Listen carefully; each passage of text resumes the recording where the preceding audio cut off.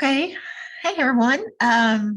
We are back to talk more about our Unit 2 topics. So our last video was about mitosis and meiosis. And so that leads us right into our lessons on heredity and how our traits are inherited.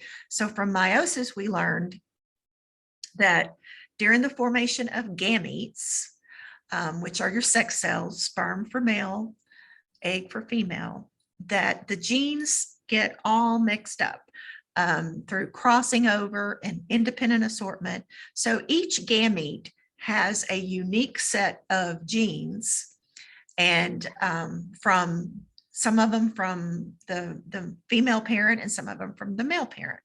So when a zygote is formed during fertilization, so when the sperm and the egg fuse together, that's fertilization, and that first cell that is formed is called the zygote, and that's the baby at the very beginning. And so the baby gets half of its chromosomes from its mother and half of its chromosomes from its father. And so we use what's called Punnett squares to predict the likelihood that a particular gene will show up in the baby. So if we know what the genes of the parents are, then we can predict using Punnett squares what the genes of the baby are going to be. So we're going to start off, before we dive into Punnett squares, we need to review some of the vocabulary that we're going to be using. So let me share my screen here and pull up the document I want to use.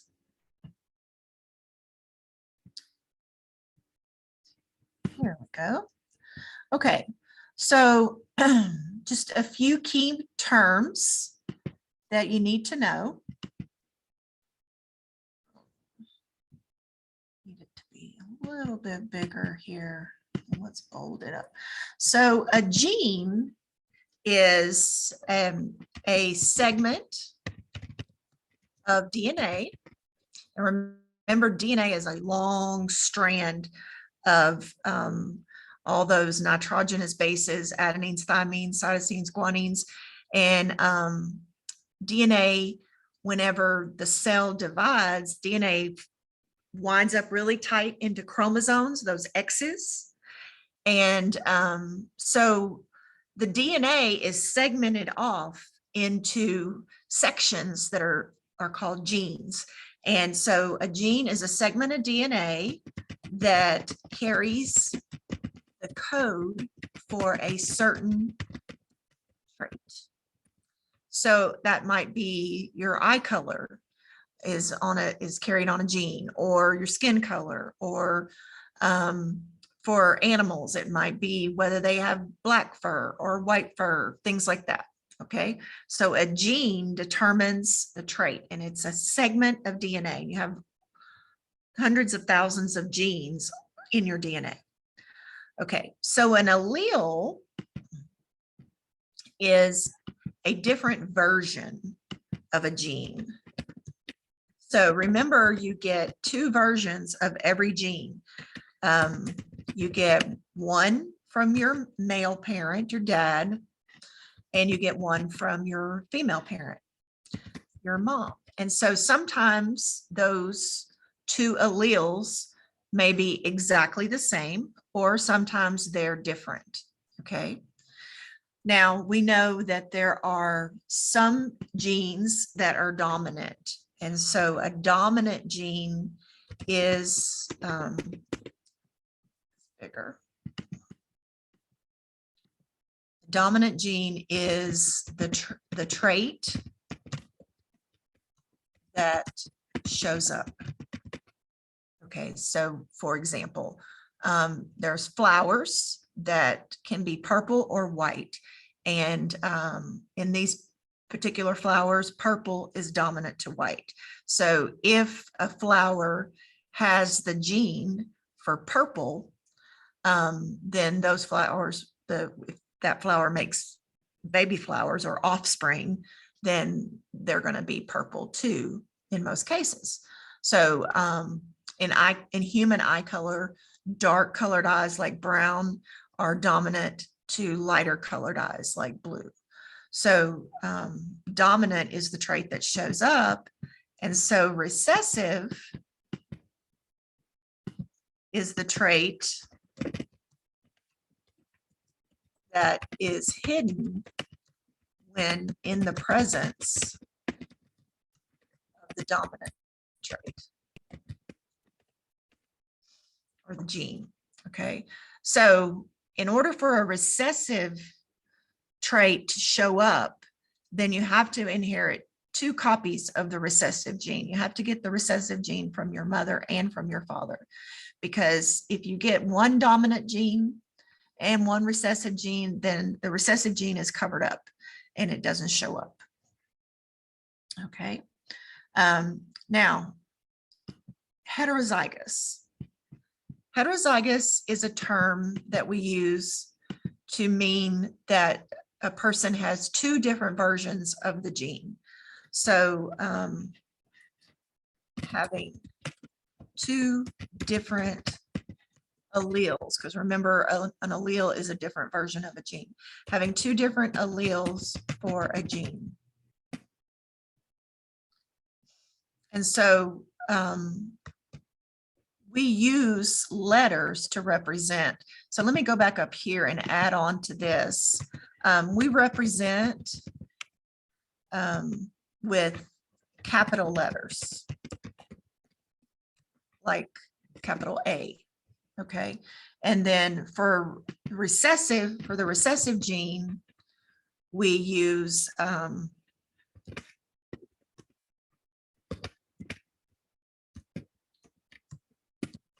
lowercase letters, like little a. Okay. So we have to use letters to represent the genes so that we can do the Punnett squares. And letters work really well and allow us to do a Punnett square pretty concisely. Instead of writing out the name of the gene, we can just use letters. So a capital letter is a dominant gene, a lowercase letter is a recessive gene. Okay, so if they have 2 different alleles for a gene, meaning they have a dominant and a recessive, so they have dominant allele and 1 recessive allele. That's represented by a capital letter and a lowercase letter. And the dominant trait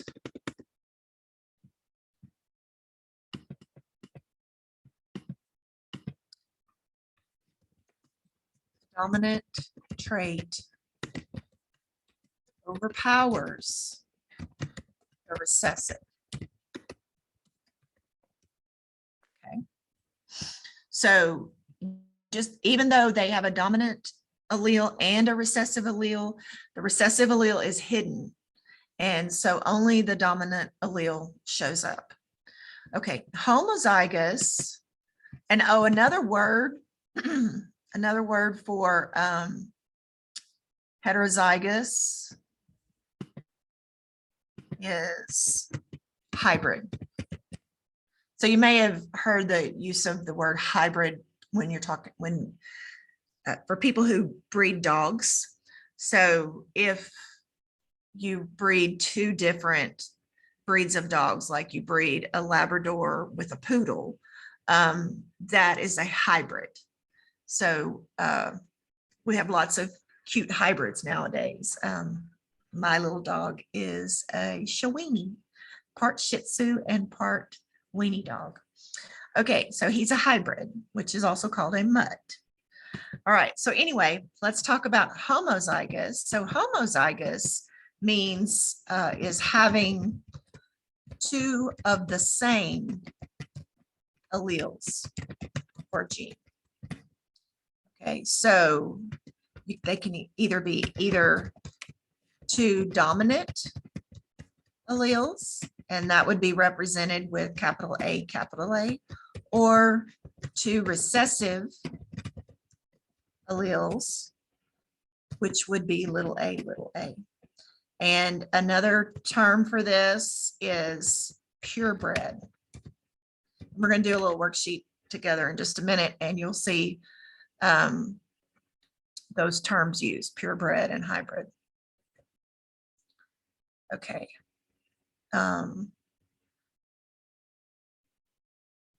Now, the two other terms that we need to know are genotype and phenotype.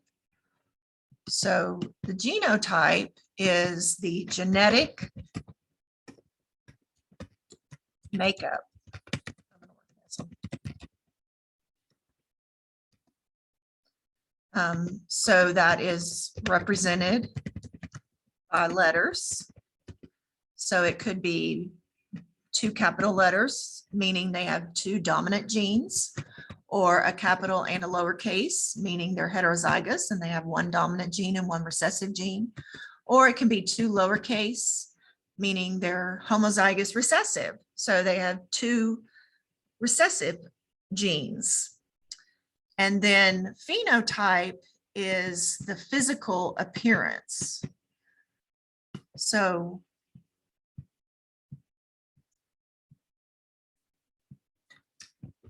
the physical appearance of the gene. So example would be like blue eyes, purple flowers, curly hair. Okay, so those are the phenotypes, which are represented by these genotypes with the letters. Okay, so there's our key terms. Now let's do a little practice with this. So I'm going to switch over to my document camera. And we're going to do a little bit of bikini bottom genetics. And so we're going to use the information in this chart right here for SpongeBob's traits. And so the first thing we're going to do is we've got a list of genotypes here. So remember, genotypes is the genetic makeup represented by the letters. And so we are going to look at this chart and figure out what would the phenotype be for each of these genotypes. And remember, the phenotype is the physical appearance. So when we look over here, we see we've got 4 different traits. We've got body shape, body color, eye shape, and nose style. And we are told what the dominant gene is. So square pants are dominant to round pants. So here's the recessive genes and here's the dominant genes. And the yellow body color is dominant to the blue. And round eyes are dominant to oval eyes. And a long nose is dominant over a stubby nose. And you can see for each of these dominant traits, we're going to use a capital letter. And for each of these recessive traits, we're going to use a lowercase letter. Okay, so if we come over here and we see that we have an individual in bikini bottom that has capital L, which means they have 2 dominant alleles for nose style. So if they have 2 dominant alleles, then their nose is going to be long. Okay, the next one has 2 little y's. And so we see here that Y is used to represent body color, and the little y represents the recessive gene, which is blue. And so since they don't have a dominant gene at all, they have 2 recessive genes represented by 2 little y's. This is going to be blue body color. Okay, this next one, you see we have a capital S and a lowercase s. So the S is used for body shape. And we see that the capital S is square pants and the lowercase s is round pants. But we know that when the dominant and the recessive gene are together, that the dominant covers up the recessive.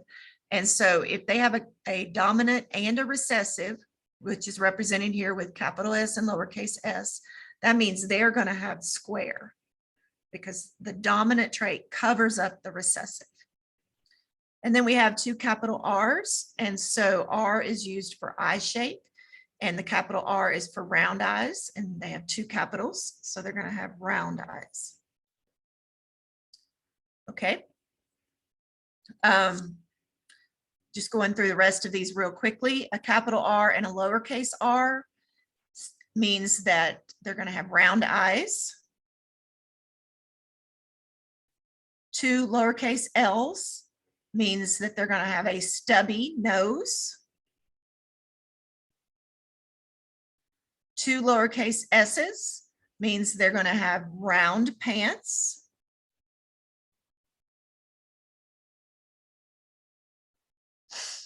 And a uppercase and a lowercase y means that they're going to have a yellow body color. Okay. Now we're going to go the other direction. So now they're giving us the phenotype, the physical appearance, and we have to figure out what the genotype is going to be. Okay. And remember, if it's a dominant trait, there's two possible genotypes because all you need is one dominant gene in order to show the dominant trait. So let's look at yellow pants. Yellow pants, if you look up here, not yellow pants, sorry, yellow body. If you look up here, yellow is dominant. Okay, so we know that they have to have a capital Y. Okay, but there's two possibilities.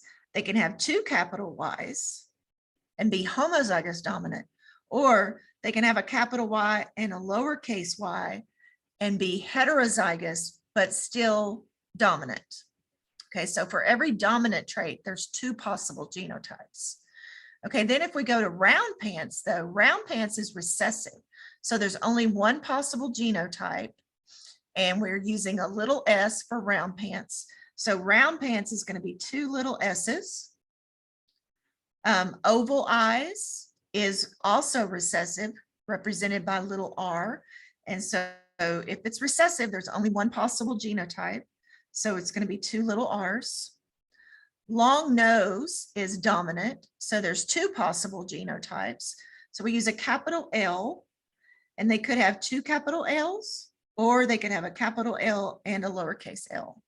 So the two capital L's would be homozygous dominant, and the capital L lowercase l would be heterozygous. Stubby nose. Stubby nose is recessive, so two little l's. And I also want to point out right here that the recessive is also considered homozygous because it's two of the same. So homozygous means two of the same version of the gene. So it can be homozygous dominant or homozygous recessive.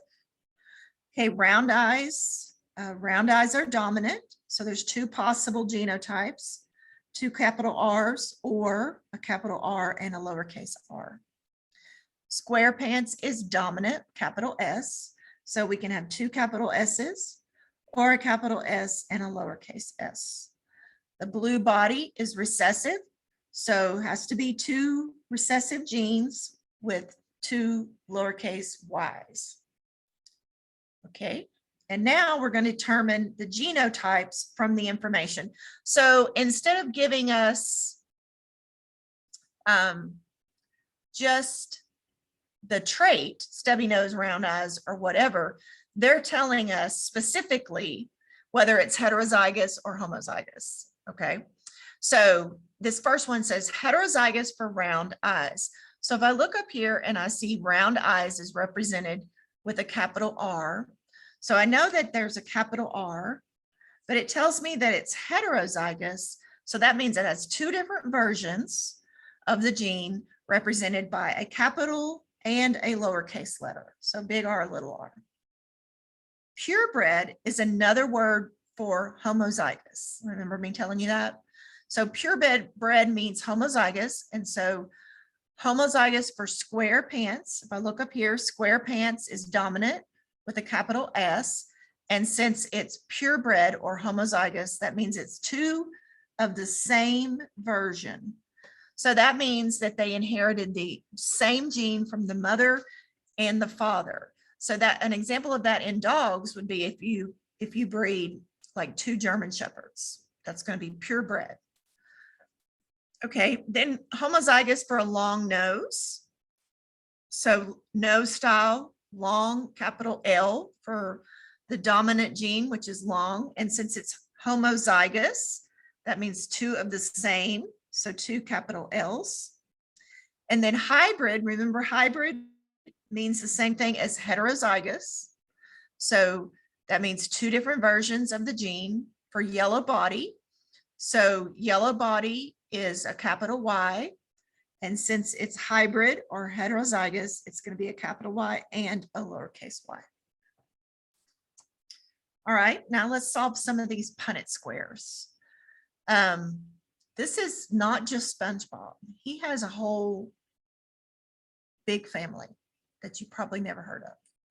So introducing one of SpongeBob's cousins, Sponge Billy Bob, who recently met a cute square pants gal, Sponge Gertie, at a local dance, and they fell in love.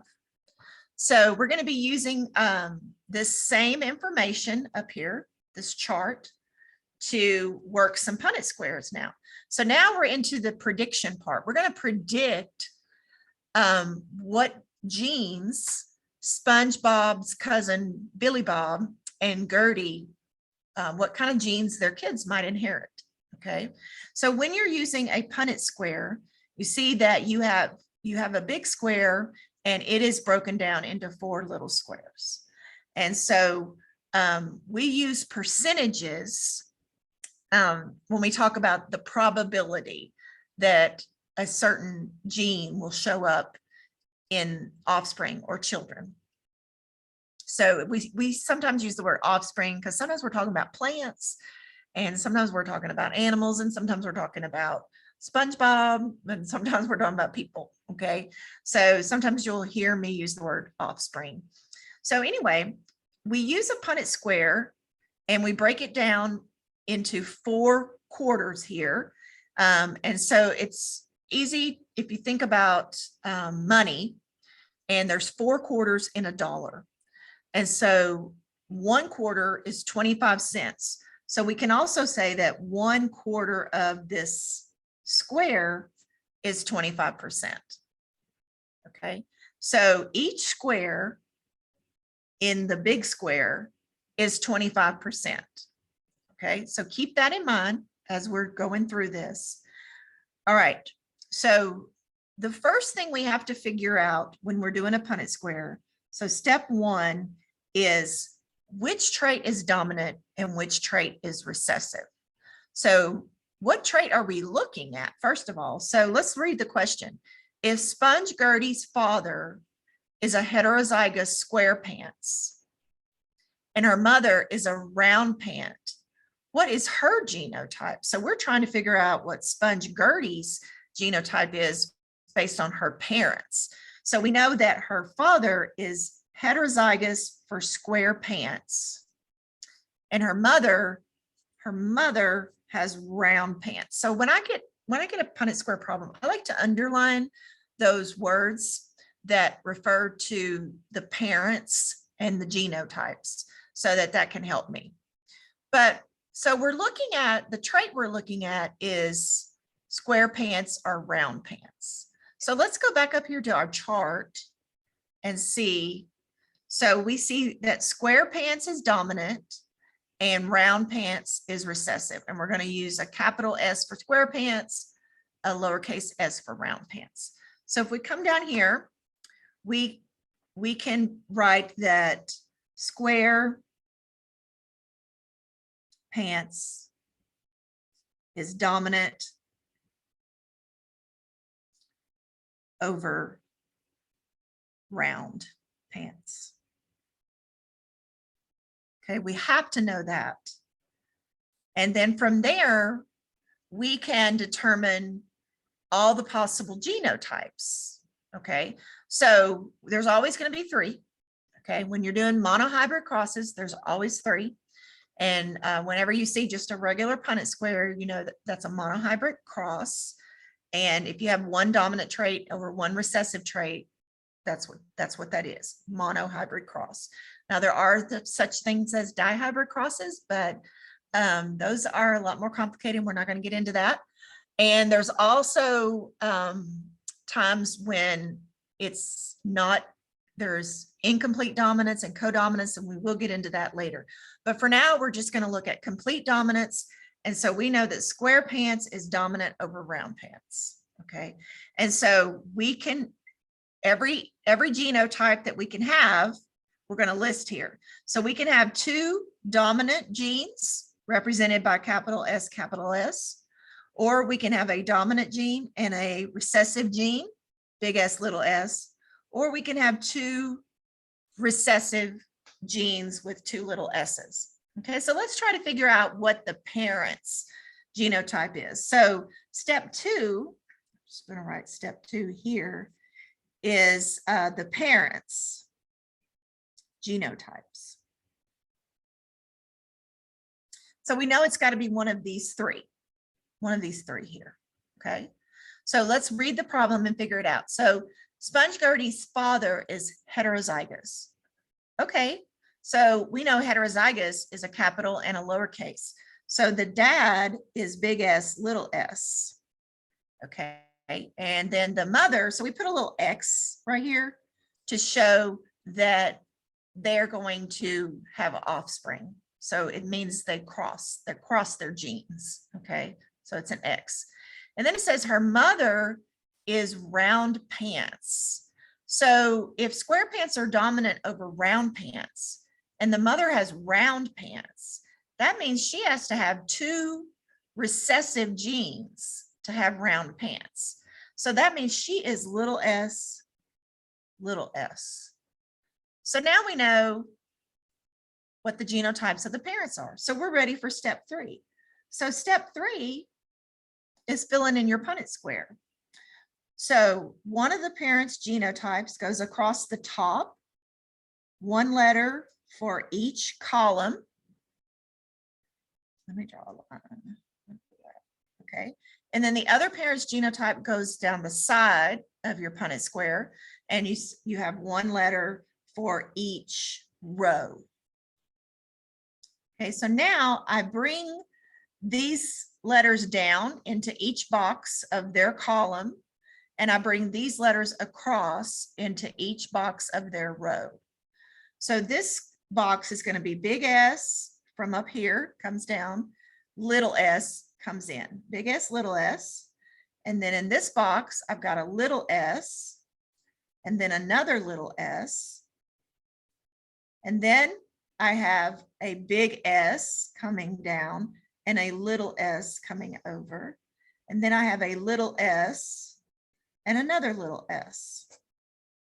Okay, one thing to remember, it doesn't matter which parent goes on the top or on the side, which genotype for the parent, it doesn't matter which way. But when you're filling in your squares, always write the capital letter first. Okay, so now the next step is to figure out what the question is. So the question says, based on your results, what would Gertie's genotype have to be? Okay, so it says up here that Gertie has square pants. Okay, so these are the possible genotypes for Gertie based on her parents. And so since we know she has square pants, she can't be little s, okay? But she also cannot be big S, because that's not a possibility with her parents. So she has to be heterozygous, so she has to be big S, little s. Okay. All right, let's do the next one. For this next one, it says, complete this second Punnett square to show the possibility that would result if Billy Bob and Gertie had children. Okay, so now we know what Gertie's genotype is right here. This is Gertie's genotype. So And we already have step one, okay? So because we're looking at square pants or round pants again. So we know up here, step one, square pants are dominant over round pants. So these are our three possible genotypes.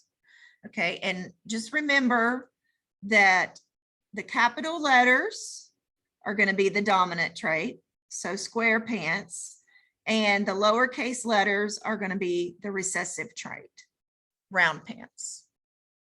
Okay, so we know, so we can go straight into step two, which is what are the parents' genotypes?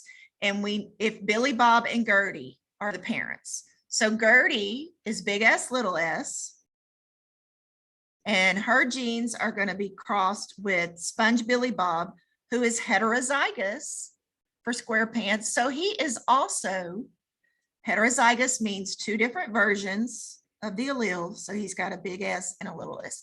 He has a dominant and a recessive gene. So now step three is my Punnett square over here. So Sponge Billy Bob is big S, little s. Gertie is big S, little s. And so now when I fill in my Punnett square, the big S comes down, the big S goes across, the little s comes down, the big S comes across. So see how I'm writing the little s second, okay? The big S goes first. And then the big S comes down, the little s comes across, little s comes down, and little s comes across, okay? So now remember, each of these squares is 25%. Okay, so I have big S is 25%. But now I have two squares with big S, little s. So that big S, little s is 50%. And then little s is just one of my squares. So little s is 25%. And you see, they've got to add up to 100%. Whoops, let me move this up.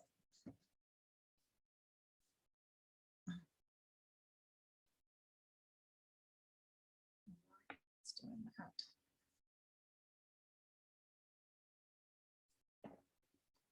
There we go. That's better. Okay. So if square pants is dominant, then that means, so these are the genotypes. These are all the possible genotypes. We have a 25% chance of big S, a 50% chance of big S, little s, and a 25% chance of little s. So square pants is capital S. And so the offspring represented by this box are going to have square pants. The offspring represented by these two boxes, since they have the dominant trait, they have the dominant gene, it covers up that recessive gene, so they are also going to have square pants. And then just this box represents the ones that are going to have round pants. Okay, so what is the probability that the kids will have square pants? Well, we got 25 plus 50. So that's a 75% chance of having square pants. And for round pants, it's just a 25% chance. Okay. All right, let's work a couple more so we can get some good practice. All right, so now we're talking about SpongeBob's aunt and uncle, Sponge William and Sponge Wilbur. They have the biggest round eyes in the family. Wilma is believed to be heterozygous for her round eye shape. Okay, so that's one of my key words I'm looking for. So Wilma is heterozygous and she has round eyes. Okay, Wilbur's family brags that they are a pure line. So remember what that purebred means. That purebred means the same thing as homozygous, okay? So I need to look back at my chart first to figure out what is dominant and what is recessive for eyes. And so if I look right here for eye shape, round eyes are dominant to oval. So capital R for round eyes, little r for oval. Okay, so step one is round eyes are dominant over oval eyes. And so my possible genotypes would be big R, big R, big R, little r, or little r, little r. Okay. And so these two would have round eyes, and this one would have oval eyes. Okay. All right. So now step two is this question. What is the genotype of the parents, Wilma and Wilbur? So we look back up here at the question. It says Wilma is heterozygous with round eyes. So we know that heterozygous means two different versions of the allele. So two different versions of the letter. So Wilma is big R, little r. And it says Wilbur's family brags that they are a pure line. Okay. And so they could be pure for oval eyes and be little r, or they could be pure for round eyes and be big R, big R. So we need to read carefully here. And if we look, it says Sponge Wilma and Sponge Wilbur have the biggest round eyes in their family. So Wilbur has round eyes, and it says he is pure. So that means he's homozygous for round eyes. So he is big R, big R. Okay, now step three is over here, the Punnett square. And so Wilma is big R, little r. Wilbur is big R, big R. And we fill in the Punnett square.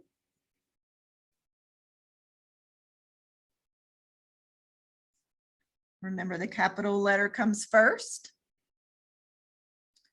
Okay, and so let's get the genotypes first before we answer these questions. So the genotypes, GT. So we have two boxes within our Punnett square that have big R, big R. And so two boxes means 50%. So big R is 50%.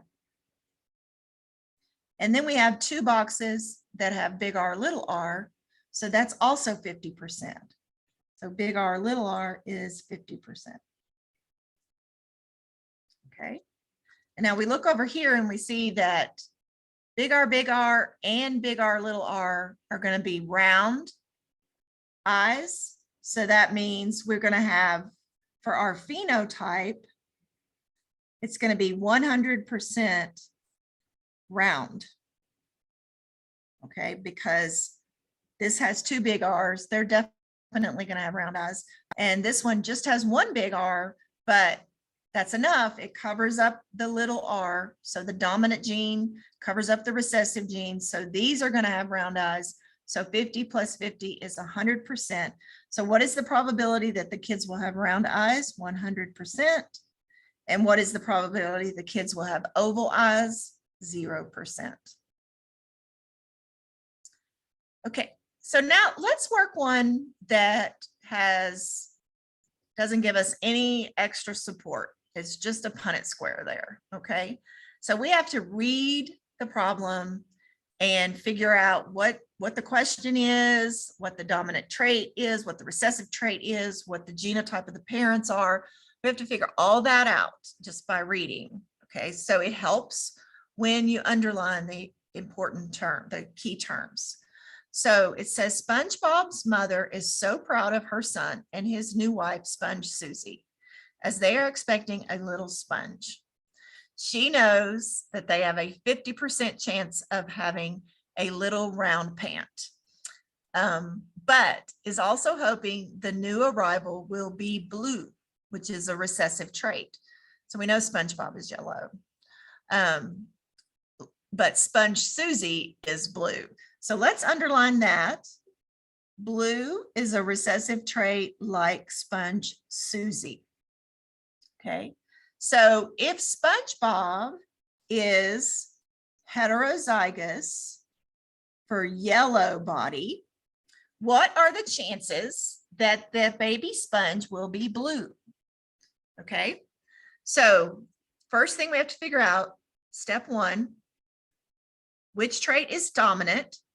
And so if we look at our chart, it also told us in there, it said that blue was recessive, didn't it? It said right here, blue is recessive. But we can also look at our chart and we can see for body color, yellow is dominant over blue. Okay, so yellow is dominant over blue. And so our possible genotypes, we're using the letter Y, so we can have two capital Y's, a capital Y and a lowercase y, or two little y's. These two will be the yellow color, and this one will be the blue color. Okay. All right, step two is, what are the genotypes of SpongeBob and Sponge Susie, the parents? Okay, so it tells us that Sponge Susie is blue.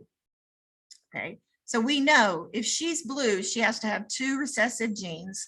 So she is little y, little y. And I'm going to use an X right there to show that Sponge Susie's genes are going to get crossed with SpongeBob's genes. And it tells us that SpongeBob is heterozygous for yellow body. So we know that heterozygous is having two different versions of the gene. So he has a dominant gene and a recessive gene, capital and lowercase. Okay, step three, we'll come over here and do our Punnett square. So here is Sponge Susie with her two recessive genes. Here is SpongeBob with his one dominant and his one recessive. So if we fill out the Punnett square,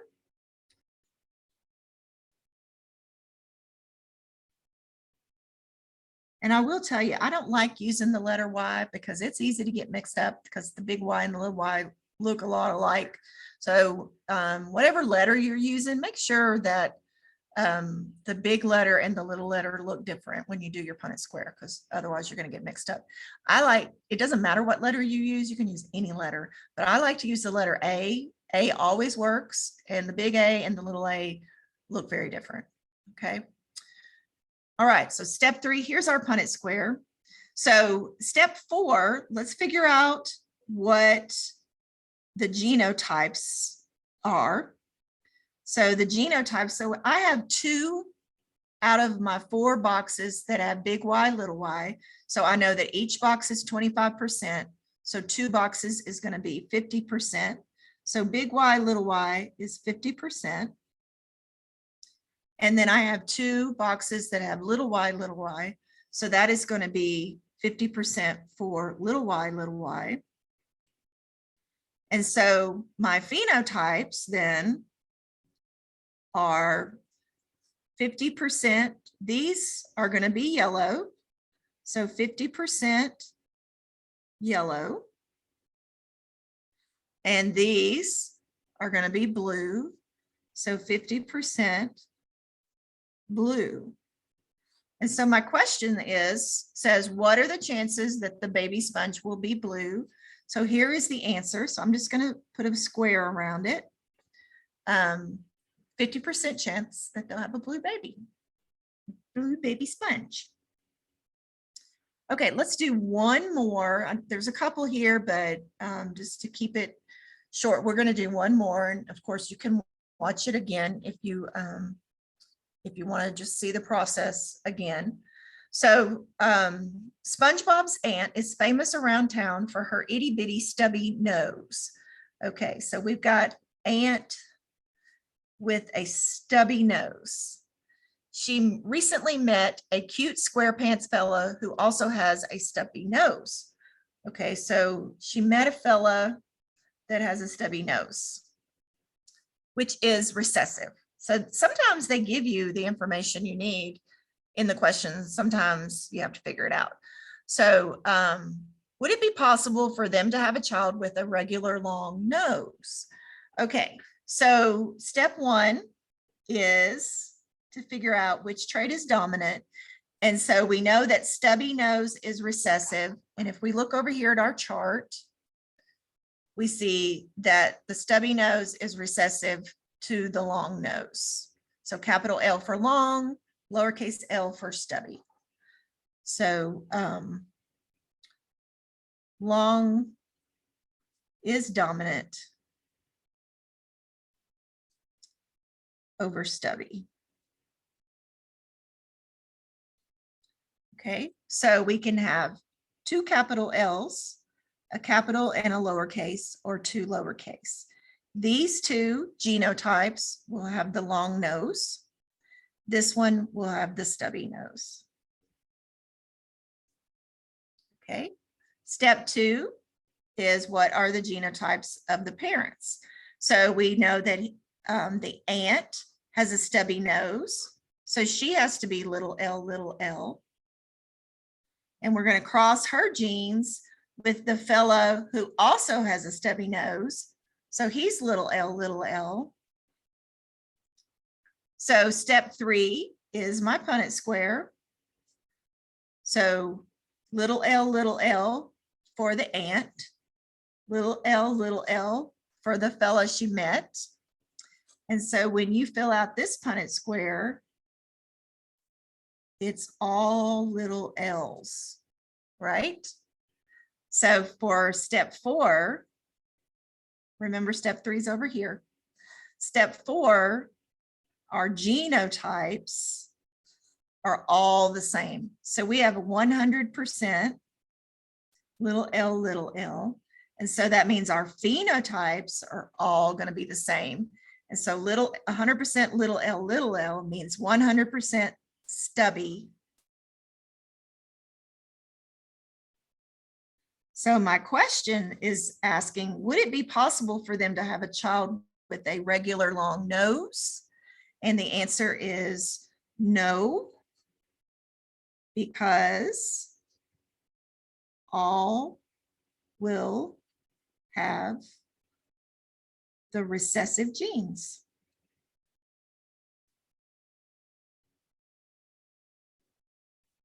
For the stubby nose. Okay. All right, since that one was easy, I'm going to go ahead and do one more. And then we'll be finished. So this one is probably the most challenging. So let's go ahead and try it. If SpongeBob's aunt described in number 7 wanted children with a long nose, okay, so we're talking about the aunt up here, the aunt that has an itty bitty stubby nose. If she wanted to have a child with a long nose, what type of fellow would she need to marry in order to give her the best chances? So we're going to use the Punnett square, and we're going to use the same things as up here. So step one means that long is dominant over stubby. Okay, and so we've got 3 possible genotypes. These 2 will result in a long nose, and then this one is your stubby nose. Okay, and so in this one, we only know one parent's genotype. We only know that SpongeBob's aunt has a stubby nose, so she is little l. And we're trying to figure out what kind of guy, what kind of male sponge, which by the way, they don't reproduce that way. They do budding. So they don't need male and female. But anyway, what kind of guy would she need to have a child with, or would she need to marry in order for her children to have a long nose? Okay, so we know it doesn't work if the guy has a stubby nose, because that's what we did up here. So the guy could have either one of these, and she might end up with a child with a long nose. So we have to test both of them. Okay, so what if the guy is big L, big L? Okay, and he has a long nose, but he has two dominant genes. So here's Aunt Stubby Nose, and here is a hypothetical guy for her to marry with two dominant genes. So if they have children, this is what the Punnett square will look like. Okay, and so this is our step 3. And then step 4, the genotypes is 100% big L, little l. So 100% on the phenotype for the long nose. That's pretty good odds, right? Okay, but there's another possibility. What if this guy has a long nose and he is big L, little l? Okay, let's draw that Punnett square down here. So here's Aunt, itty bitty stubby nose. Okay, and then here is the fella that is heterozygous for his long nose. Okay, so if we do this Punnett square, that's what it looks like. And so step 4 for this one, the genotype would be 50% big L, little l, and 50% little l, little l. So the phenotype would be 50% long nose and 50% stubby nose. So the question says, what type of fellow would she need to marry in order to give her the best chances of having a child with a long nose? And so this guy right here with the big L would give her the best chance of having a child with a long nose. Okay, that's Punnett squares. Thanks for watching.